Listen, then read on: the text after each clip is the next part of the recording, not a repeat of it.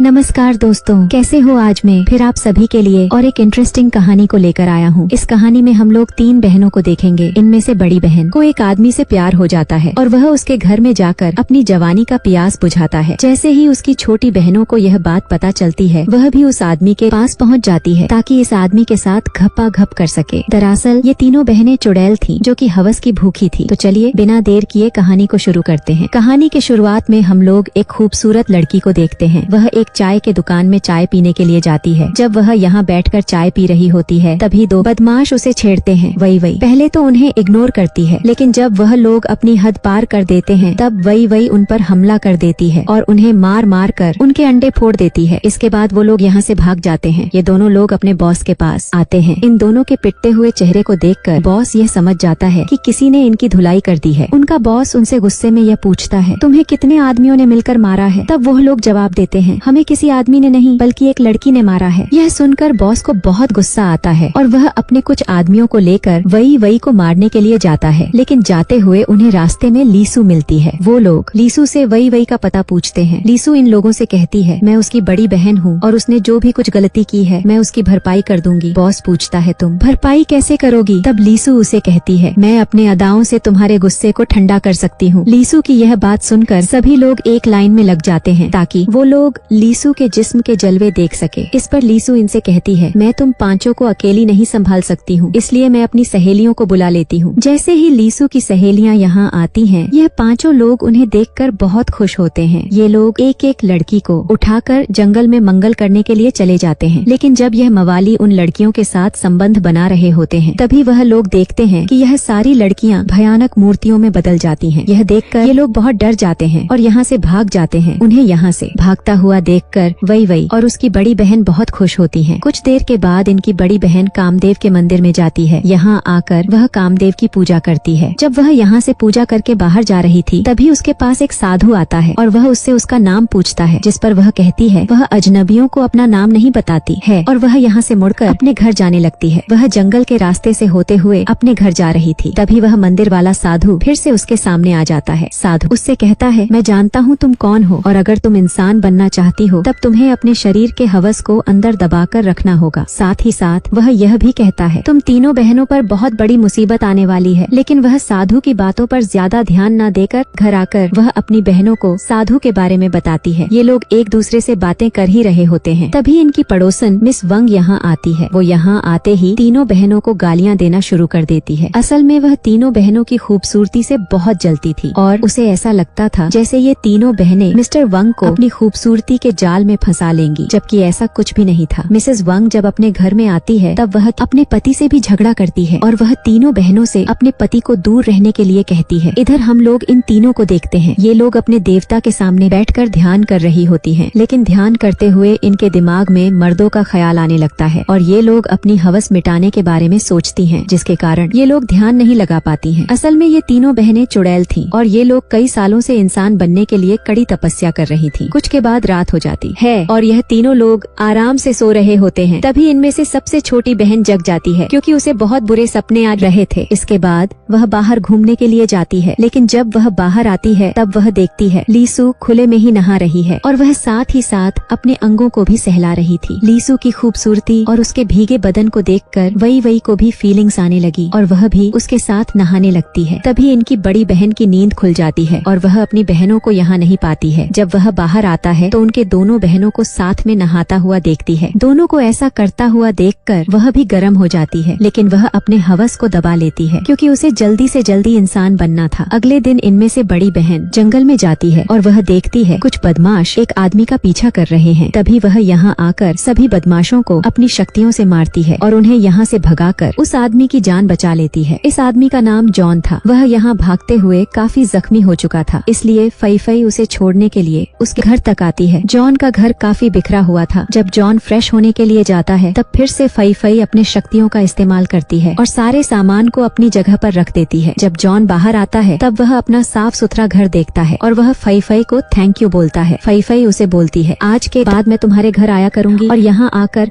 मैं तुम्हारे सारे काम कर दूंगी। जिस पर जॉन उससे कहता है, मेरे पास इतने पैसे नहीं है कि मैं तुम्हें काम पर रखा सकूं। उसकी बात सुनकर फई उससे कहती है, मुझे पैसों की कोई भी जरूरत नहीं है, मैं तो बस तुम्हारी मदद करना चाहती हूँ। फई फई अब जॉन को पसंद करती थी, इसलिए वह उसके सारे काम करना चाहती थी। इधर हम लोग वई वई और लीसू को देखते हैं, जो कि अपनी बड़ी बहन का वेट कर रही थी, क्योंकि वह सुबह से घर नहीं लौटी थी। कुछ देर के बाद फई फई घर में वापस आती है, लेकिन वह यहाँ अपनी बहनों को जॉन के बारे में कुछ भी नहीं बताती है। इसके बाद वह एक दिन अच्छे से तैयार होकर जॉन से मिलने के लिए जाती है। सबसे छोटी बहन को उस पर शक होता है, इसलिए वह उसका पीछा करने लगती है। तभी वह देखती है उसकी बड़ी बहन एक झोपड़ी के अंदर जाती है। कुछ देर के बाद जब वह जॉन के घर से निकलती है, तब वही वही जॉन के घर में जाती है, ताकि वह यह बात जॉन को कह सके कि उसकी बड़ी बहन यहाँ क्यों आती है। जॉन यहाँ बाथरूम में नहा रहा होता है। वही वही उसे अचानक देख लेती है और उसे देखकर बहुत घबरा जाती है। जब जॉन की नजर उस पर पड़ती है, तब वह उसे भला बुरा कहकर अपने घर से भगा देता है। जिसके बाद वही वही रोते हुए अपने घर में आती है। उसे रोता हुआ देखकर लीसू उससे कारण पूछती है। इसके बाद वही वही लीसू को जॉन के बारे में सब कुछ बताती है। उसकी पूरी बात को सुनकर लीसू को बहुत गुस्सा आता है और वह अपनी तलवार निकालकर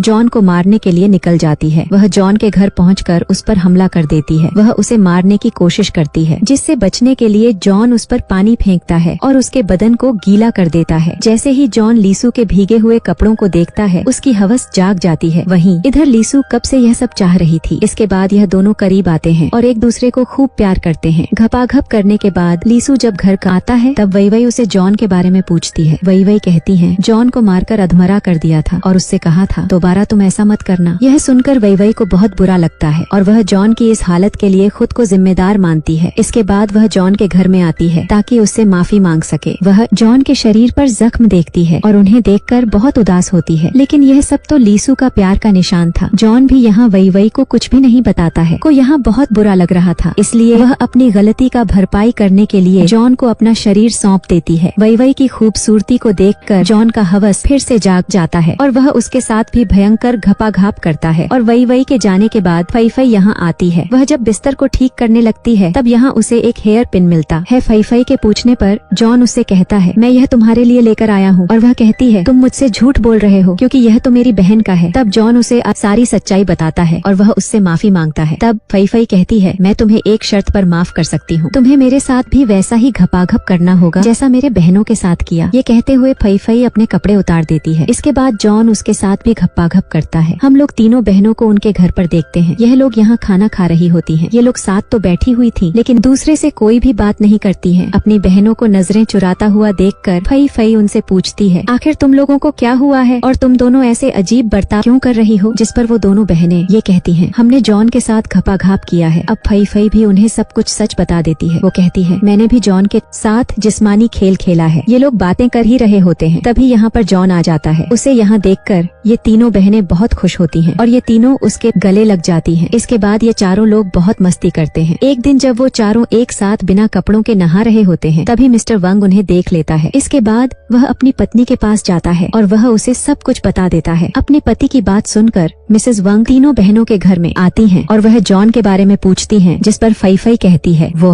हमारा मेहमान है जो कि कुछ दिन हमारे साथ रहने के लिए आया है। यह सुनकर मिसेस वंग उन्हें धमकी देती है कि मैं तुम्हारी गंदी हरकतों के बारे में पूरे गाँव को बता दूंगी। ये तीनों बहनें उसकी धमकी से काफी घबरा जाती हैं। इसके बाद वो लोग जॉन के पास जाकर उसे अपने घर जाने के लिए कहती है। जॉन उनकी बात मान लेता है, लेकिन यहाँ से जाने से पहले वह उनके साथ बैठकर कुछ खाना चाहता है। अब वह चारों लोग बैठकर फल खा रहे थे, जिनके बीज मिसेस वंग के मुंह से निकल रहे थे। असल में जॉन कोई आम इंसान नहीं था, बल्कि इन तीनों बहनों की तरह वह भी कई शक्तियों का मालिक था। कुछ दिनों के बाद जॉन अपने घर में बैठा हुआ था, क्योंकि उसकी तबीयत ठीक नहीं थी। वह देखने में काफी बूढ़ा लग रहा था। इसके बाद वह अपनी शक्तियों का इस्तेमाल करके एक लड़की को अपने वश में कर लेता है। उधर हम लोग तीनों बहनों को देखते हैं कि इनके शरीर में अचानक बाल उग आए थे। फई फई को लगता है जैसे यह सब जॉन के साथ सोने की वजह से हो रहा है। यह तीनों बहनें बहुत घबरा रही थीं, क्योंकि वो लोग ऐसे में इंसान नहीं बन सकते थे। कुछ देर के बाद तीनों बहनें जॉन से बात करने के लिए उसके घर में जाती हैं, लेकिन जॉन इस समय बाथरूम में होता है और अंदर से अजीब सी आवाजें आ रही थी। जब तीनों बहनें बाथरूम में देखती हैं, तब सामने का सीन देखकर ये तीनों बहुत डर जाती हैं और उनकी आंखें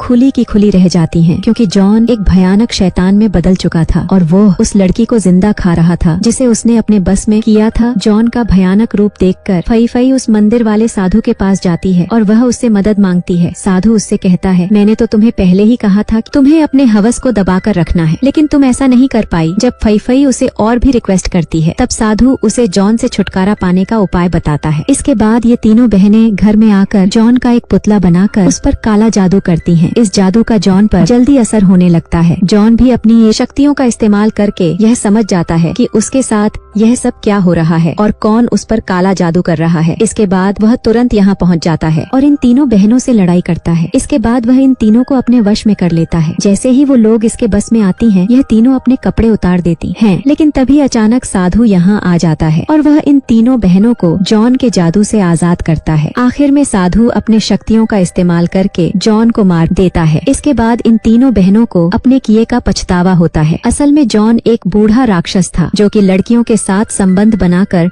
जवान और तंदुरुस्त रहता था। जहाँ कहीं भी लड़कियों की हवस जागती थी, जॉन वहाँ पहुँच जाता था। अगर आपको यह कहानी अच्छी लगी हो तब एक लाइक जरूर कर देना और मेरे चैनल को जरूर सब्सक्राइब कर लेना। तो मिलते हैं नेक्स्ट वीडियो में। धन्यवाद।